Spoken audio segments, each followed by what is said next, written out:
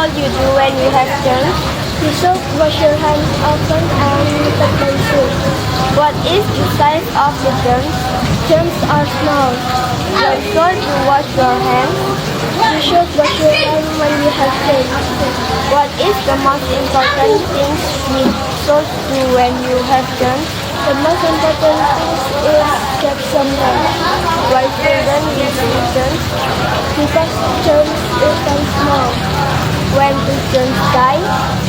When you don't use What gives a fever? it's germs. How do germs die? A fever and a runny nose by germs.